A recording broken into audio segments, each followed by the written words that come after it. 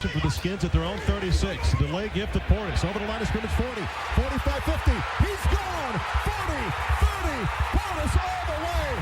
Touchdown Redskins, 64 yards.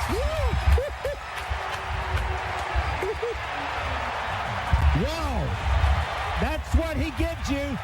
What a great, he can go the distance anytime he touches it. That man can go the distance every time he touches it. And I got to introduce this pristine guest that we got on the show today. We welcome in a man that goes by Kid Bro Sweets, Sheriff Gonna Get You, Southeast Jerome, Dolmite Jenkins, and more. This 9-year beast of a running back is a 2-time Pro Bowler, a 2008 second team All-Pro, 2002 NFL Offensive Rookie of the Year, and one of the 80th greatest Washington players of all time.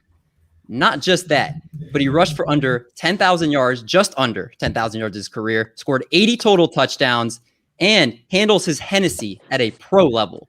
The only man I know that has a championship belt ready because he knew he was about to score 5 touchdowns against my Kansas City Chiefs, and he did it with a little bit of Hennessy in him.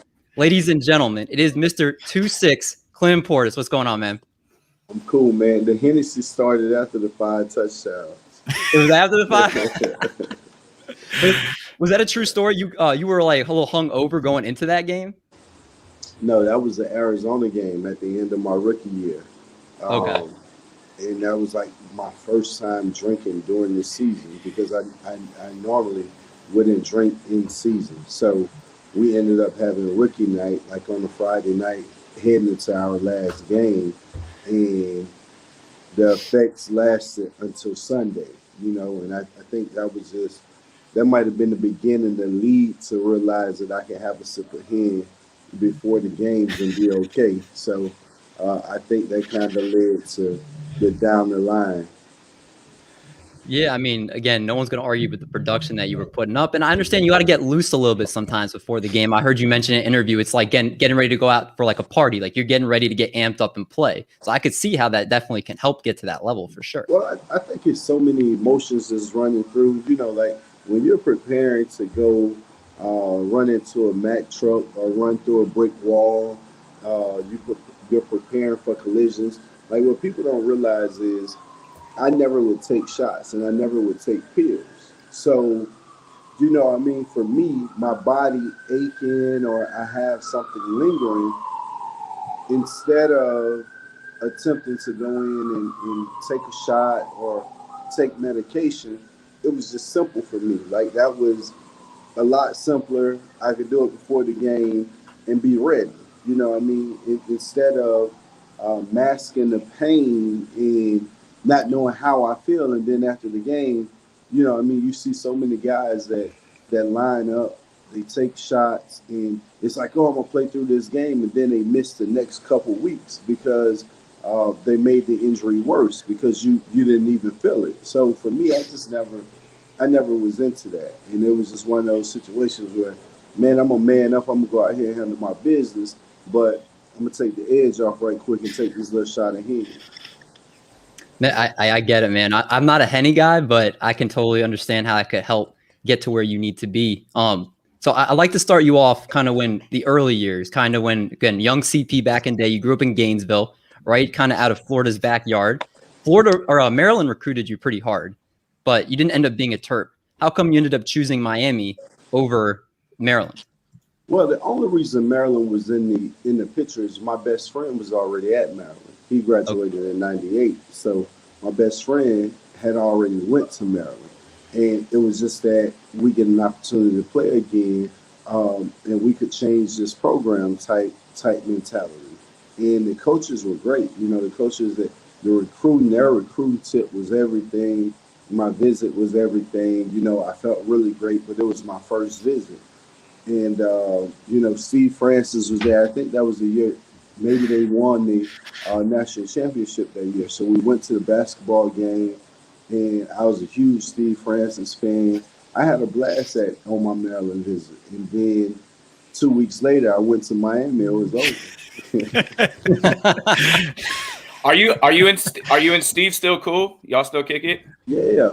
Steve a good dude, man. Always had respect for him. Just his grind, everything, man. You know, the Rockets, the Magic.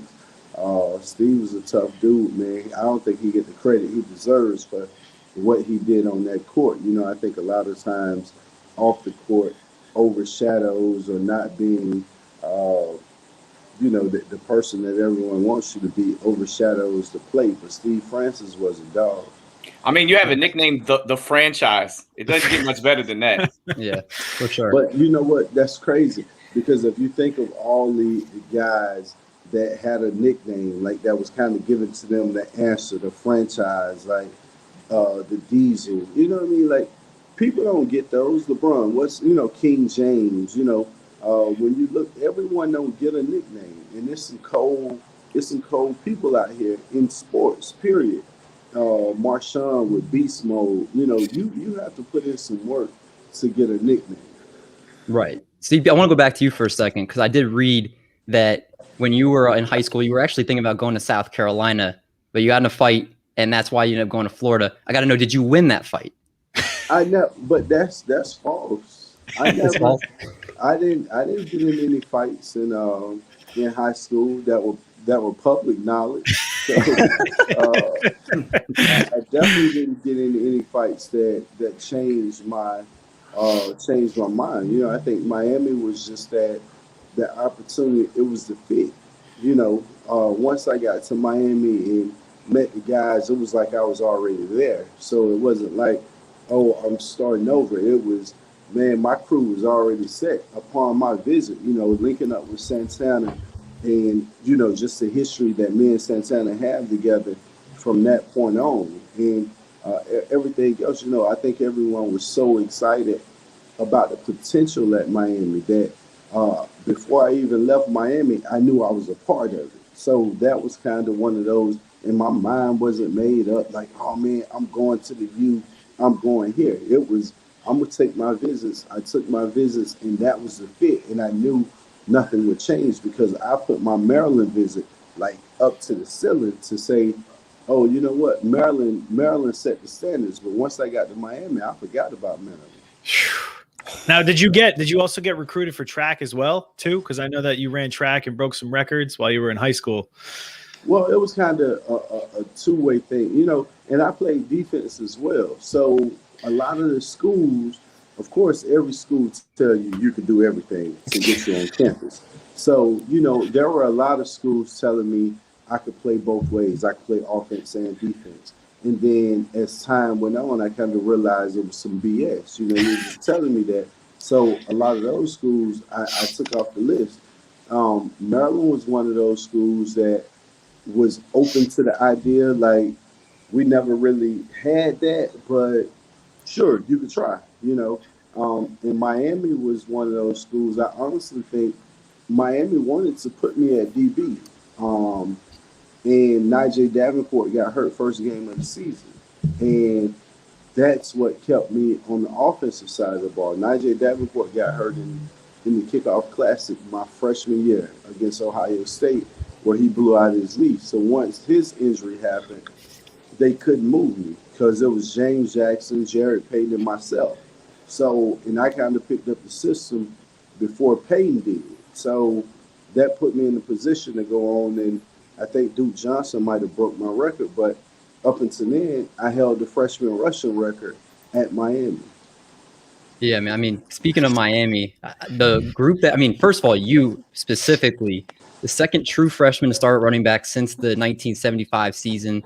Again, you set school records at the time, freshman records with 5 100-yard performances, led the team with 838 yards, 8 touchdowns on 143 carries.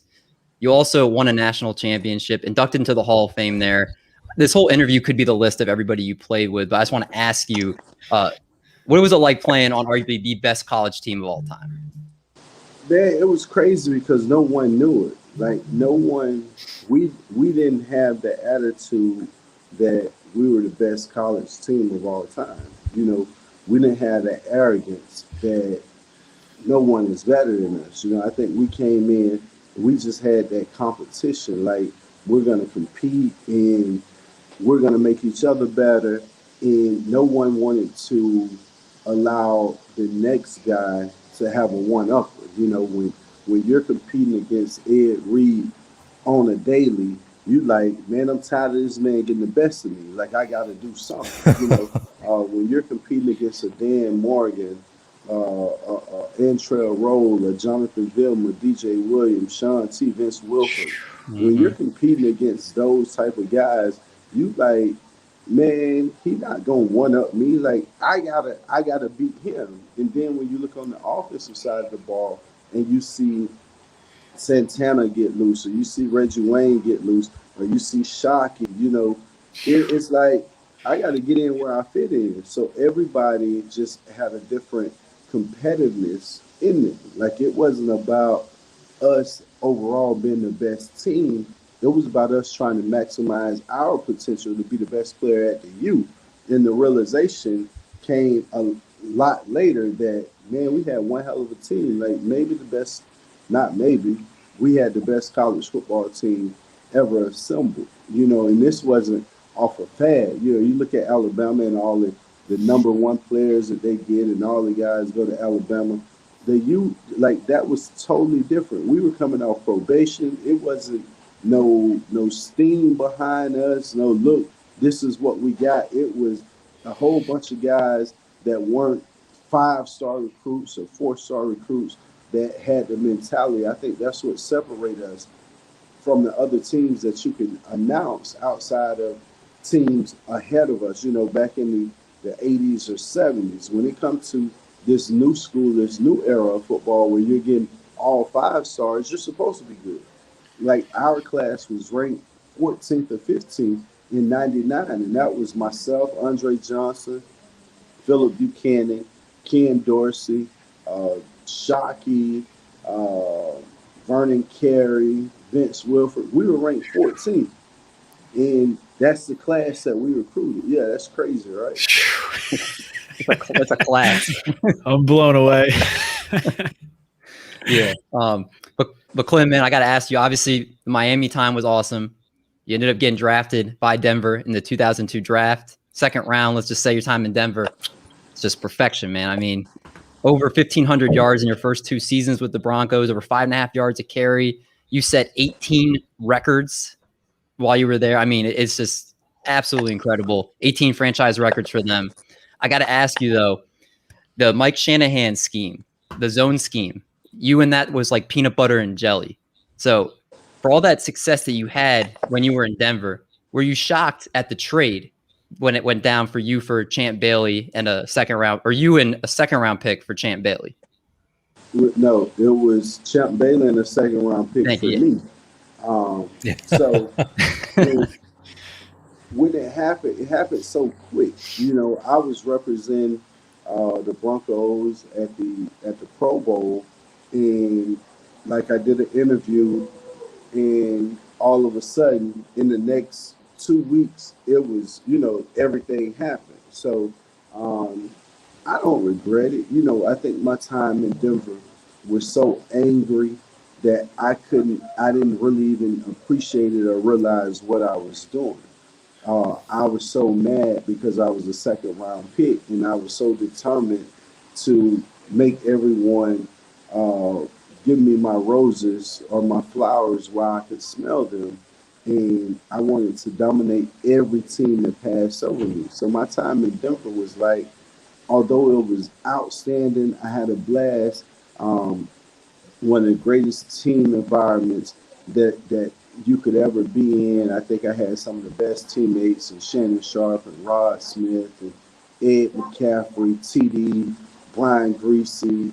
I mean, the list go, Al Wilson, John Mobley, Willie Middlebrooks. Like, that team kind of put us in a situation, or put me in a situation, to realize what teammates should be, you know, because they covered for each other.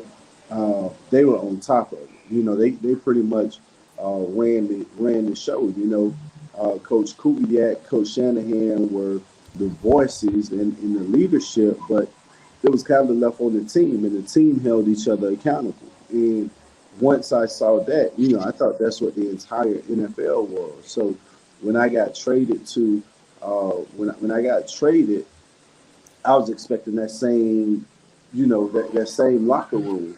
And it was kind of a culture shock because in Miami we were close like that. In Miami the difference was amongst us when the doors closed, we would tear it up. We would fight amongst each other.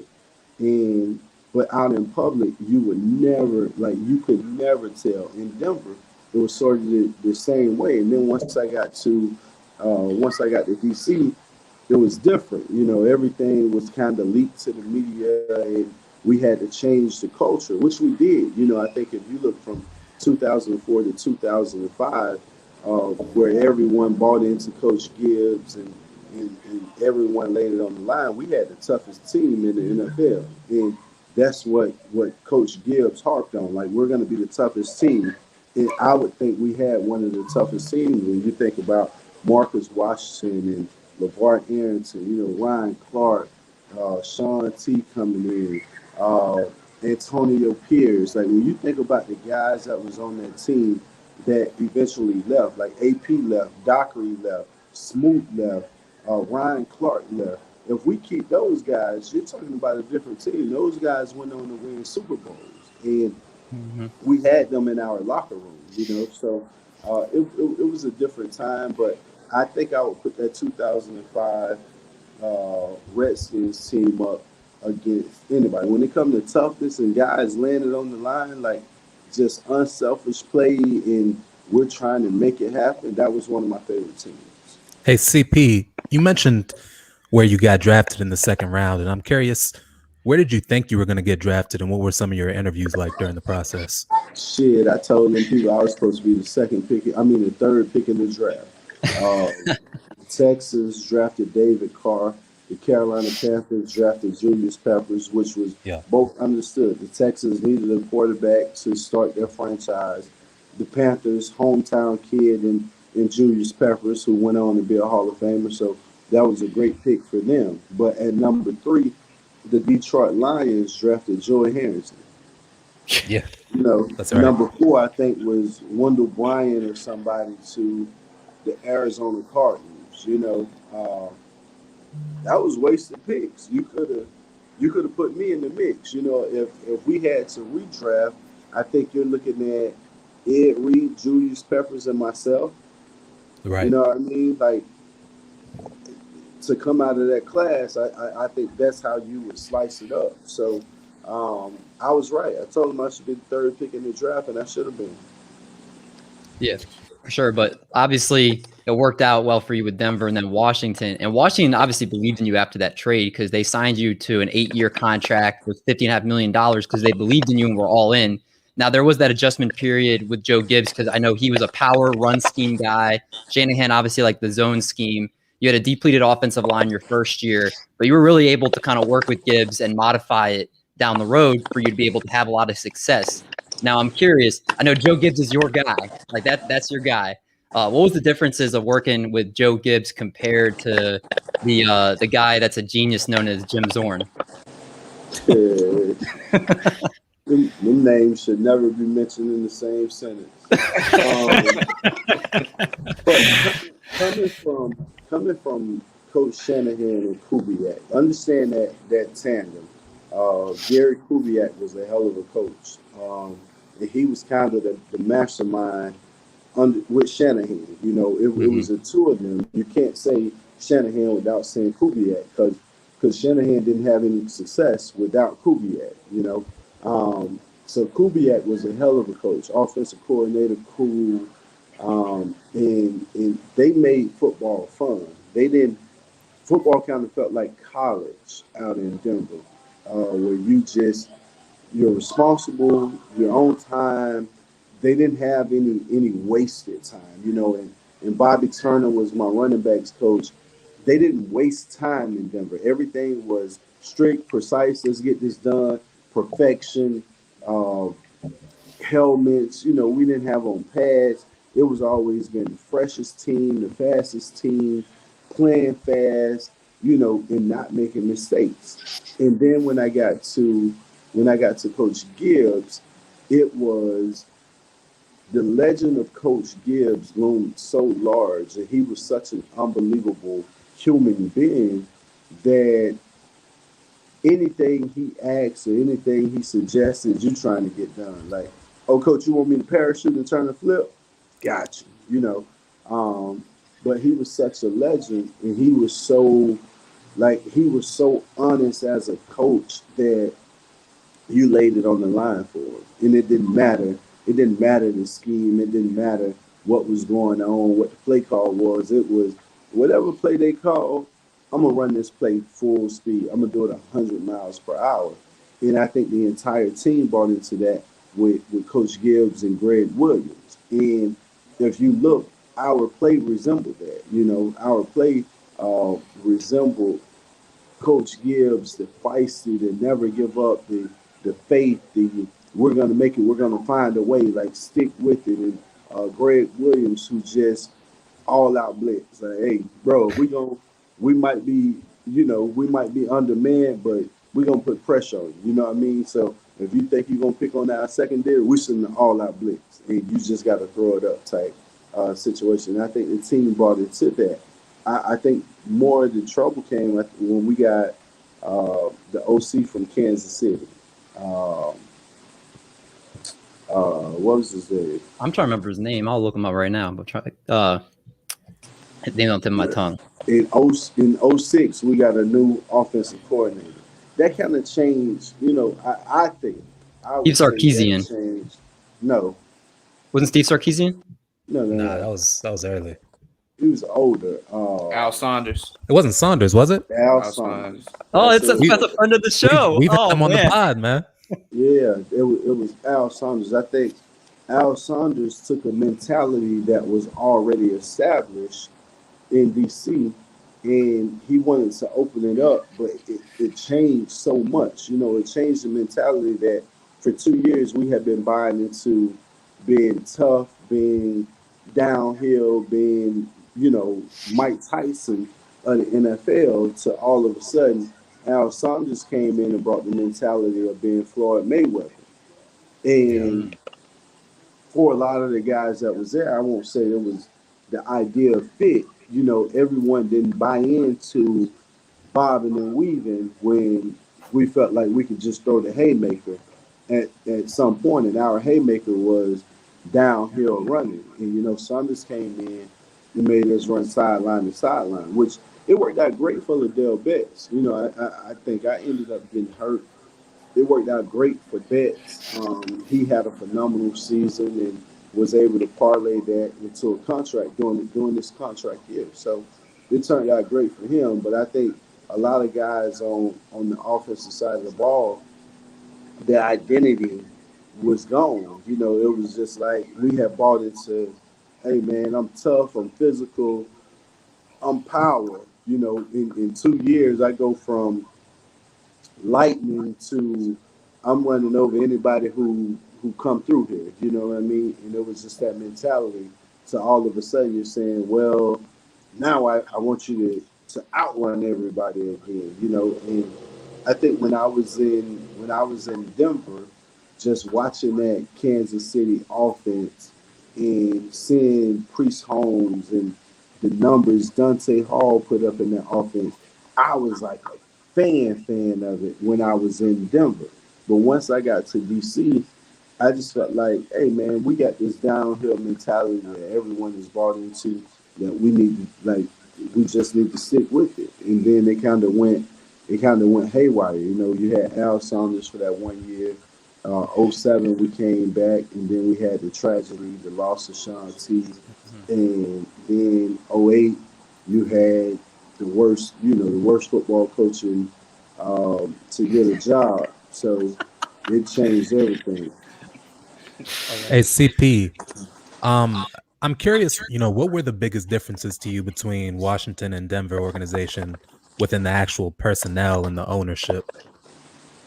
Night and day, man. Like, bro, Mr. Bolin and Shanahan, like I said, Sunquist, Bolin, Shanahan, Coobs, they ran it was like the top golf course. You know, it was like the treatment at the golf course. We could go play golf when we got out of practice. Like, you weren't beat up, you weren't tired, you know, and everybody kind of got together as a team, and you go over to Coach Shanahan's house and hang out, and like everything was kind of team oriented. And then when I got to DC, it was everything that I didn't know about because I wasn't in that organization. You got to think they were changing over from Spurrier to Coach Gibbs. Mr. Snyder had just, really started kicking. There was a lot going on that the outside world wouldn't know about, if you're not involved in that organization. So it was a culture shock, and then it was a young team. In Denver, they had just won the Super Bowl 2 years prior. So they knew how to win. And then when you got to DC, you was trying to establish that, you had to learn how to win. And although you had a lot of talent, you didn't have, the veterans in the key positions. In 05, I think we had a shot. I think in 05, in that 1 year, we came in 04, so in 05, where you kind of see Sean Springs and Cornelius Griffin, Chris Samuels, LeVar, where everybody got on one accord. And I think that 05 team, we had a shot. We beat Tampa.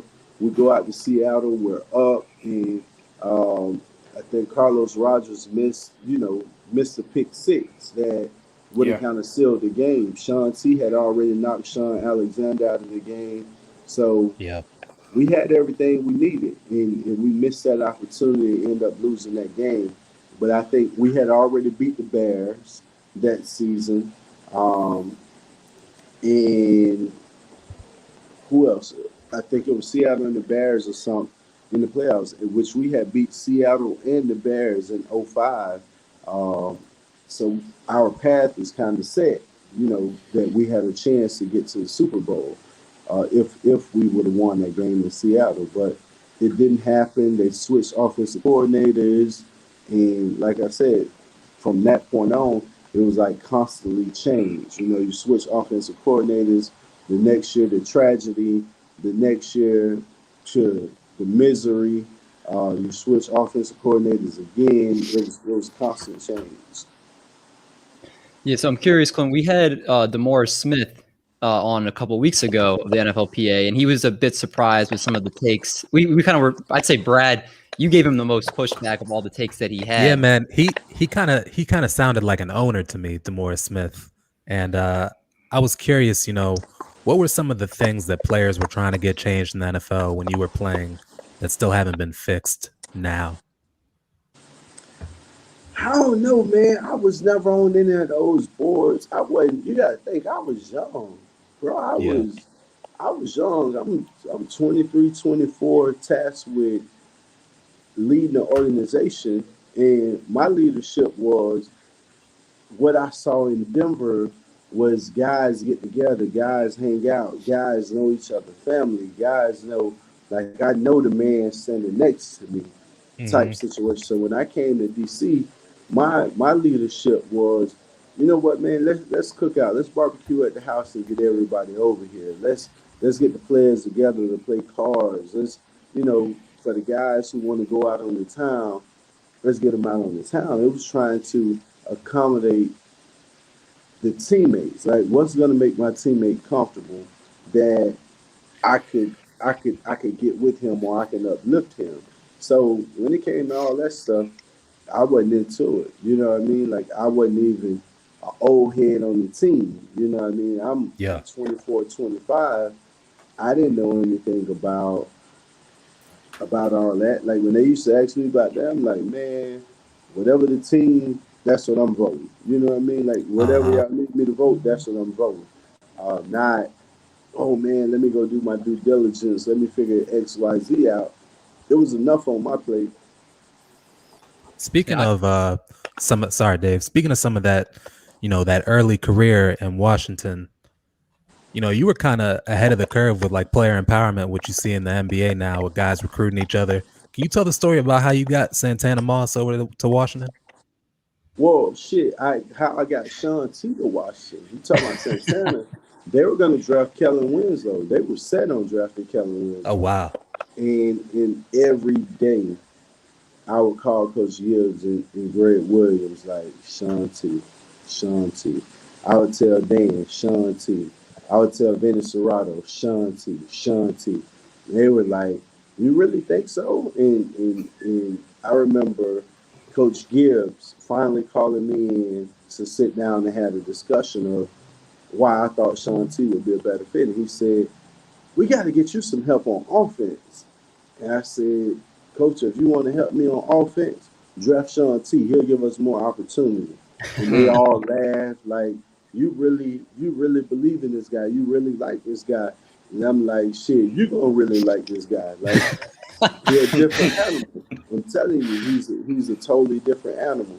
And for Sean T to come in and have the success that he had, all of a sudden gave me, oh, well, he knows talent. You know what I mean? So then Vinny started calling me, "Hey, what did you think about this guy? What did you think about this guy?" And I go back for our off-season workouts. This was after the season, and I link up with. Well, matter of fact, I'm lying. The last when we had our checkout, our player checkout after the season over, Lavernius Coles pulls up at my house like, "Fam, I'm gone." I'm like, "What?" I'm like, "Man, I'm out of here." I'm like, "Man, what's wrong with you? Like, you just had 100 catches." I think he had 99 catches. Yeah. He was like, "Man, I'm out of here, fam. Like, man, they want to run the ball. This for you. This ain't for me. I want to go back to New York." I'm like, "Man, you tripping? Like, don't do it." Well, Coach speaking, Gibbs, bro, Coach Gibbs called me and was like, "Hey, Clinton, you talked to Lavernius?" I'm like, "Yeah, he just left my house." He was like, he wants to leave. The guy had 99 catches. I said, "Coach, man, I don't know what's wrong with Lavernius. Like, he tripping." He was like, "So did Rod." I said, "Rod?" He was like, "Yeah, Rod Gardner. They both want to leave." I said, I can understand Lavernius, but I called Rod. I was like, "Dog, don't do it. Like, bro, you need to no, don't do it." And that was my crew: Rod, Lavernius, myself. And I left out. I go to Miami, and Santana come to pick me up. And this is big. This is the beginning of the off season.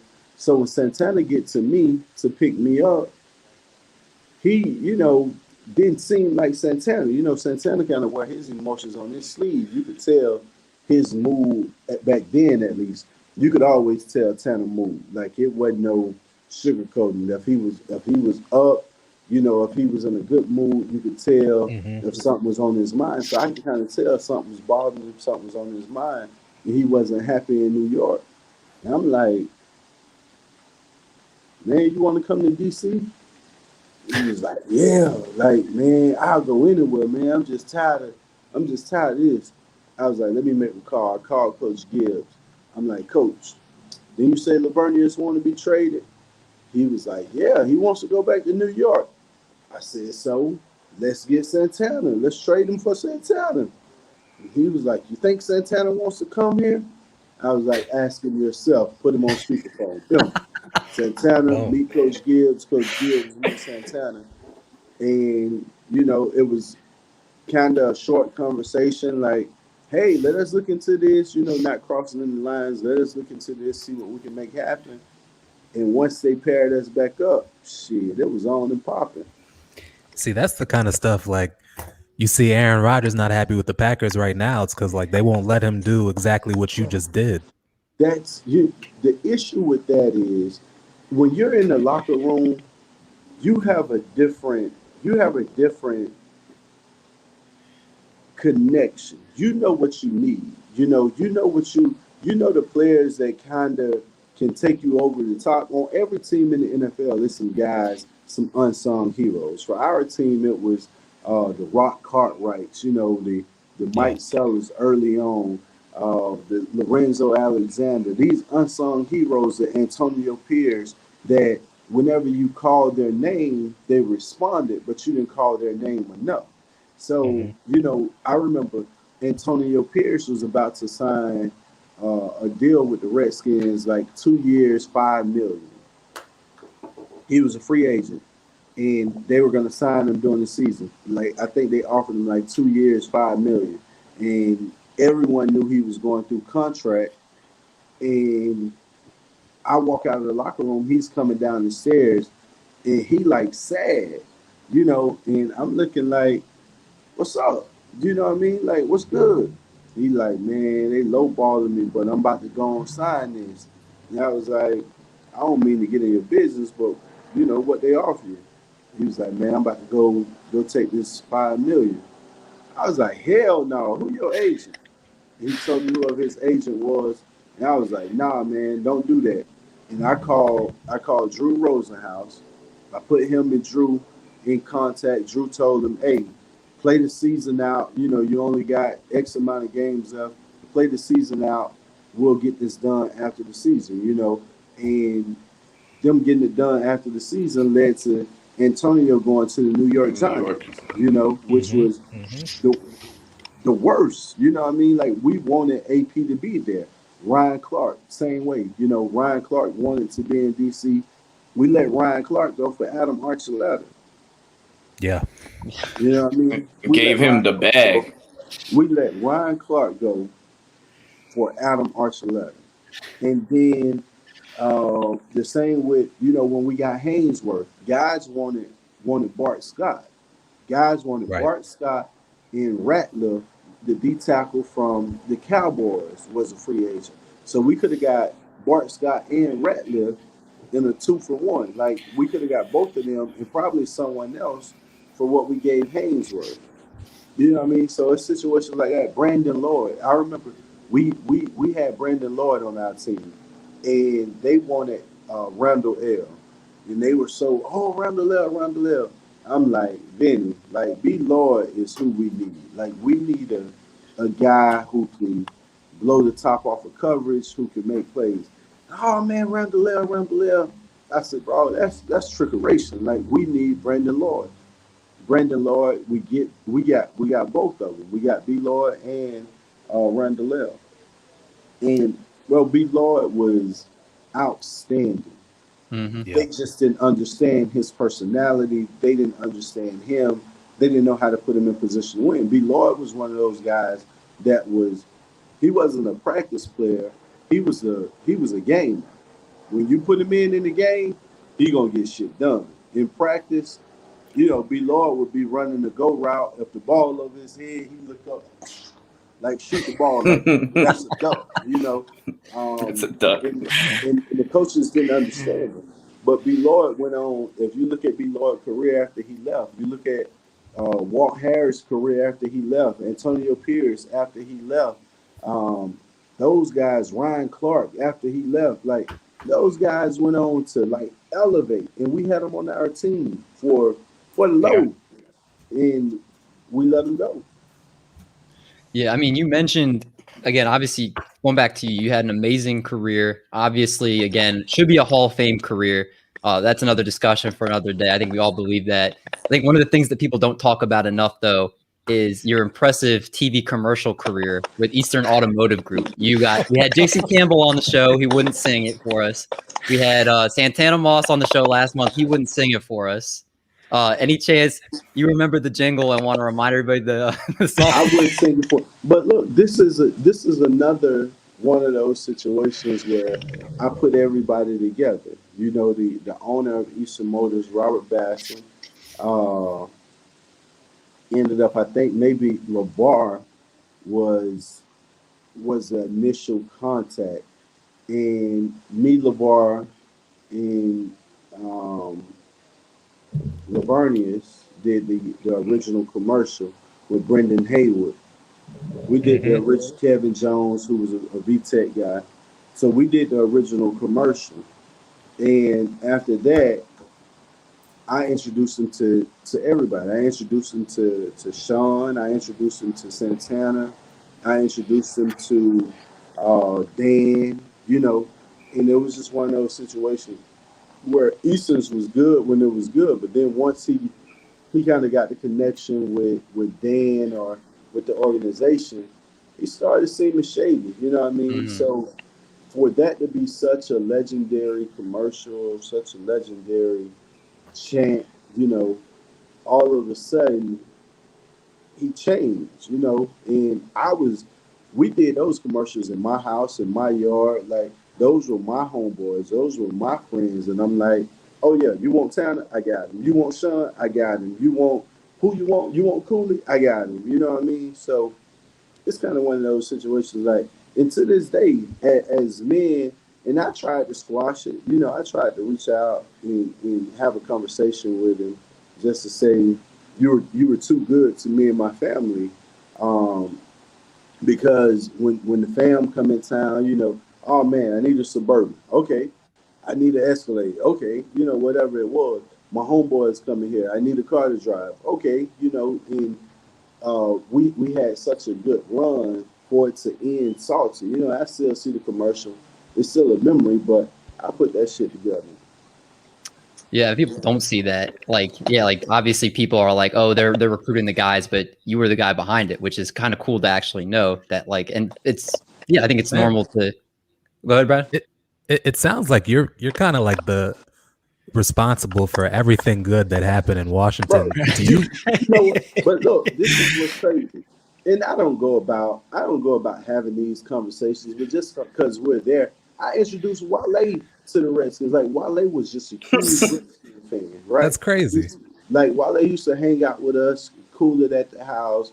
They were recording in the basement. One of my homeboys had a little studio in the basement, so Wale used to come through and kick it. You know what I mean? And he was just one of those DC everything. You know what I mean? Yeah. Like, I introduced him to the Redskins. I took him like, okay, you want to go meet the guys? Let's go. You know what I mean? And it parlayed to something bigger, which was great. I introduced him to LRG. Those were my people. Yep. You know what I mean? KLD, LRG. Like, it's so many introductions that I made that I don't discuss.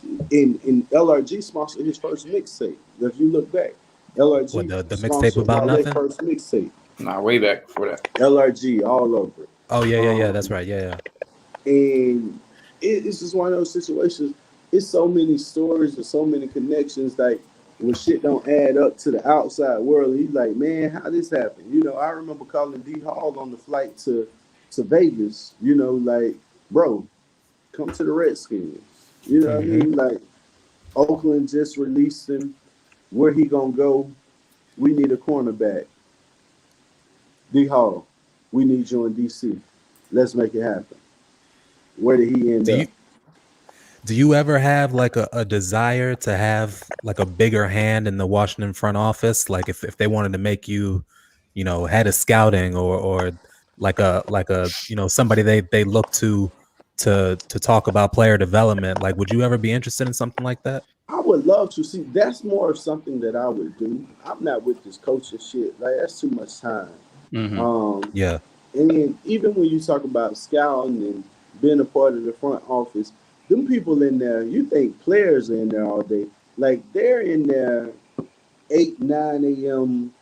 to 10, 11 p.m. Like, it ain't that much talking in the world. Either the kid can play or he can't. And I think that's the biggest issue is the assumption of the old wave is we gotta work.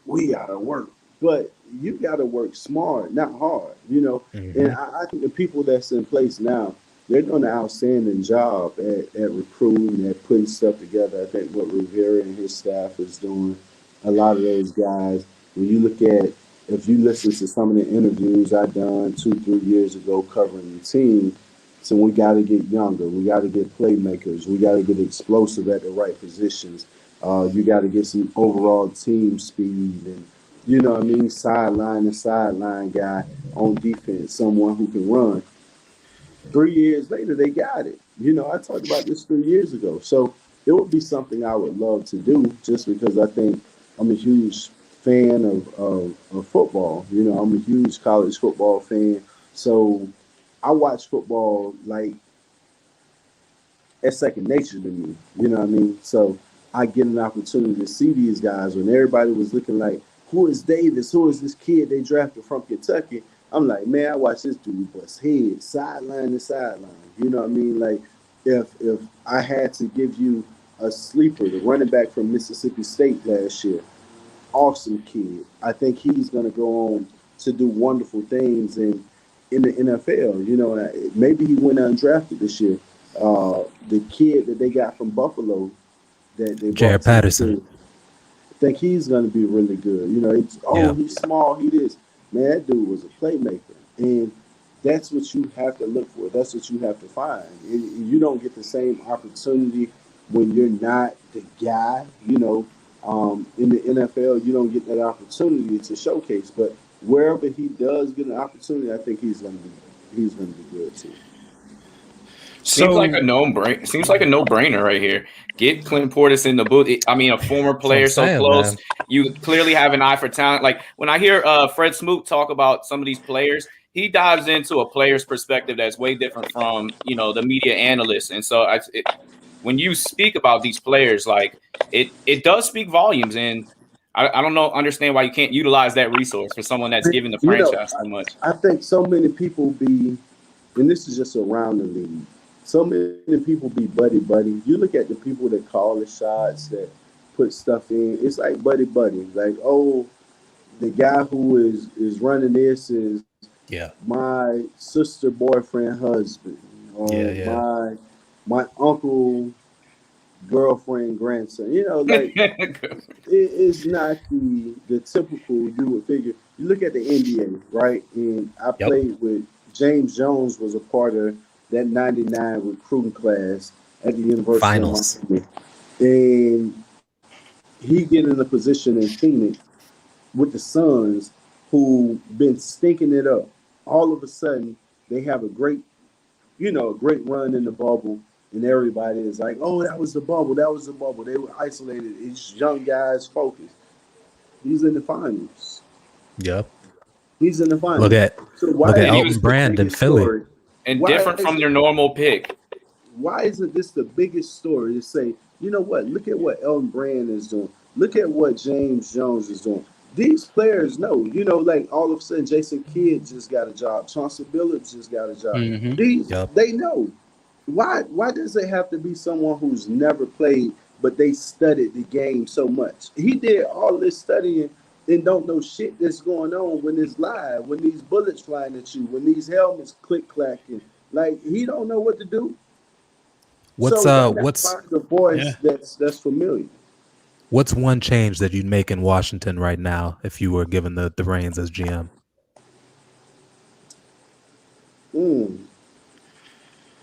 One change that I would make. I don't know, man. I think you have to be around the team. You have to listen to the players. That's what I would do.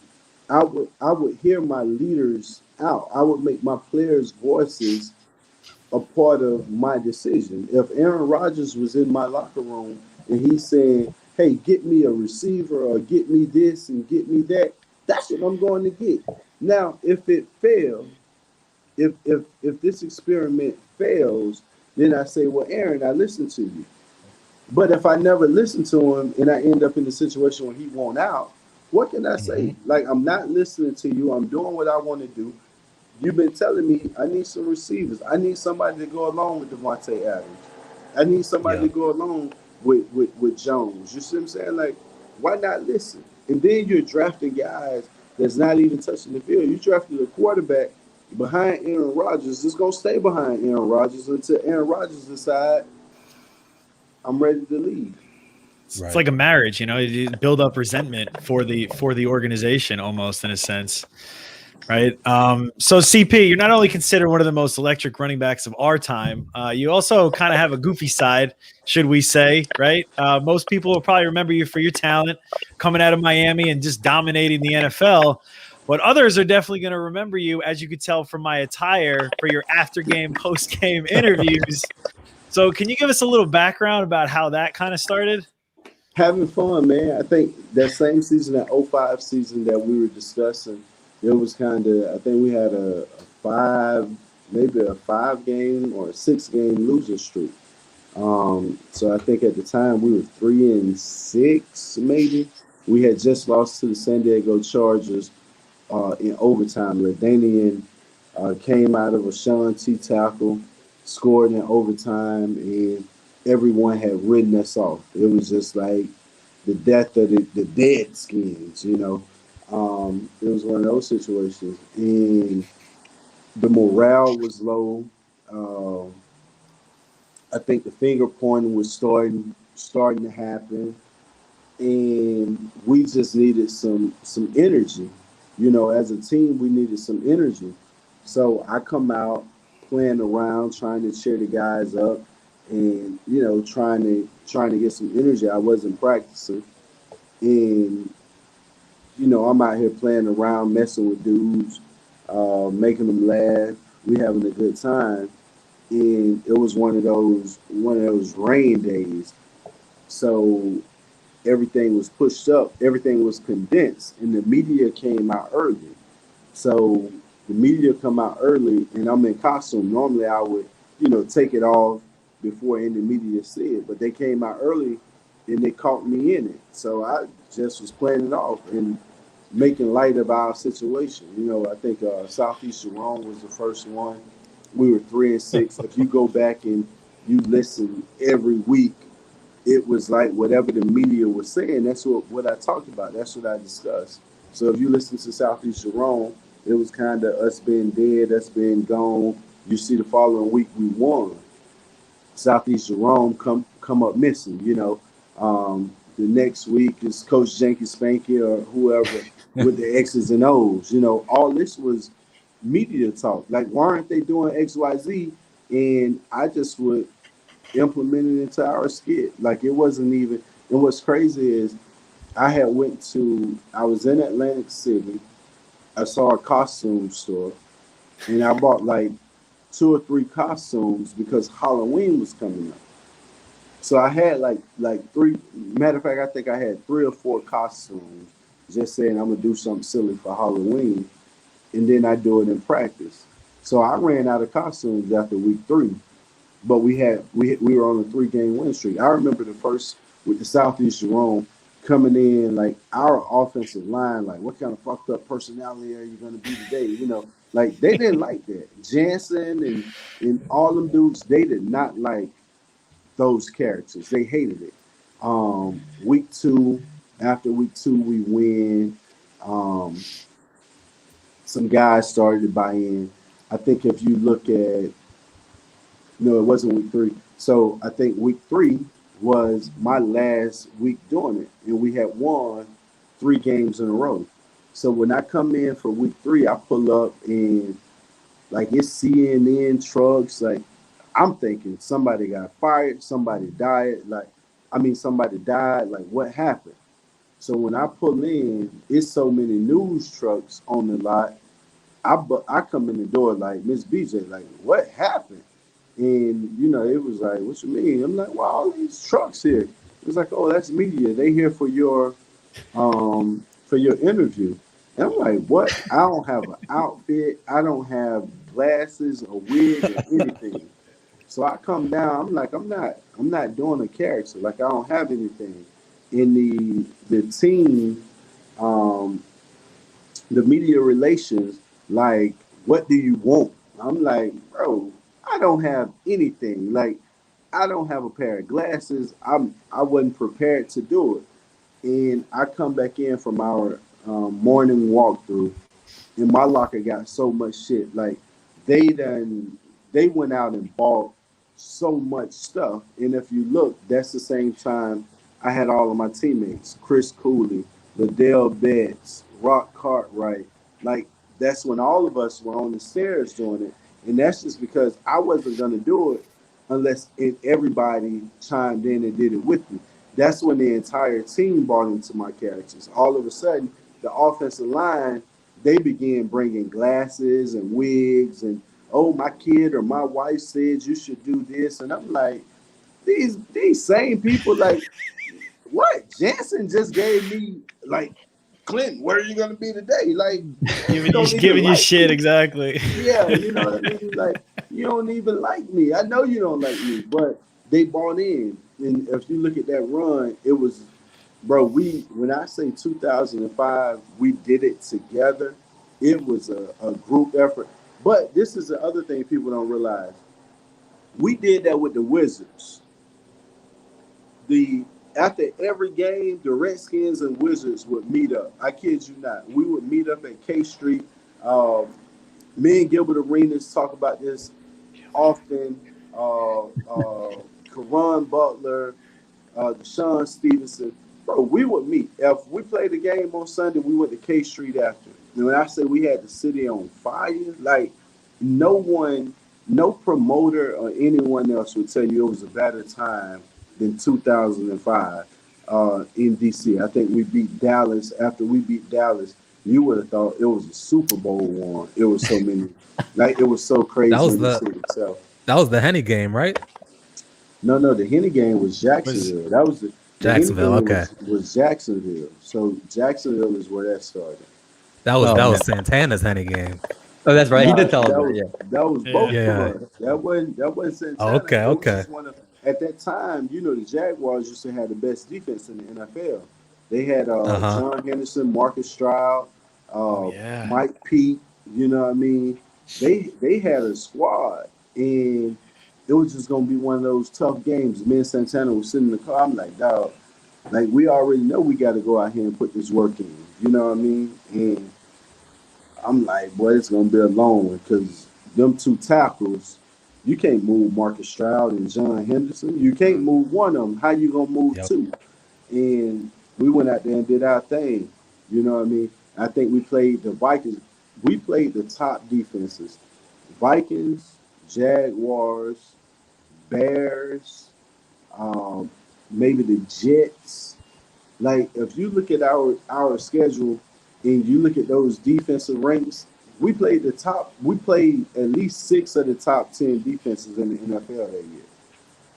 Yeah, hey, Clinton, I want to be respectful of your time, man. We really appreciate having you on. We're going to get you out of here on this. So we do a little triple play, rapid fire, this or that style. Some of these questions you may never have been asked before in your life. So are you game? Game. All right. So number 1, Joe Gibbs or JIM ZORN? Stop it. All right, I'll go next one. One. Favorite cereal? Frosted Flakes. Oh yeah. I can dig it. Better safety, Sean Taylor or Ed Reed? 1A, 1B. Good answer. Would you rather fight Mike Tyson once or talk like him the rest of your life? Talk like him the rest of my life. Good call. Ain't going in the rain against him. All right. Would you rather be able to reverse one decision every day or stop time for 10 seconds every day? Reverse a decision. All right. I dig it. Would you rather let a family member access your browsing history or your boss access your browsing history? It don't matter. I don't search for anything. Both of them can do it. That's a good answer. That's a good answer right there. All right. Would you rather, do you pull your toilet paper from the top or the bottom? Bottom. Your bottom guy? And actually, no, Yeah. I am too. I don't usually do the top too much. All right. Would you rather fight 100 duck-sized horses or 1 horse-sized duck? Probably that 1 duck-sized horse. You think you could take him? No, I can outrun it. 4.26 speed. I like it. Last one. You're against the 4 of us in your prime. You're running downhill. All 4 of us are coming at you. Do we bring you down? No. Because I pick the one that's out of position and run through him. That's gonna be Dave. You know how hard it is for 4 people to coordinate, like running at the same. You know what I mean? Like that's hard to do. Gang Somebody tackle, be but out of position. Yep. No, I got one I want to sprinkle in there because it's right around the corner. September 1st. I know you're Virgo born. You're 39. So what you got lined up for 40? What costume are you going to bring out for number 40? Hey, you know what I really want to do for my 40th birthday? Get a yacht. Like I want to have a freedom party. I want everybody to just be free. Come in your natural state. Have a yacht party like in like off the coast of Spain or Europe somewhere. Like that's really what I want to do, man. Like just go be free. Like the hell with it. Bring the whole crew together. Get Steve Francis out there. Get Gilbert. Hey, who I need to get is everybody that was on that Vikings boat. Man. Oh man, that's great. All right, Clay, man, we really appreciate you coming on the show, man. It was an absolute treat to be able to talk with you today. All right, man, y'all be easy. Have a good time. Hey, CP.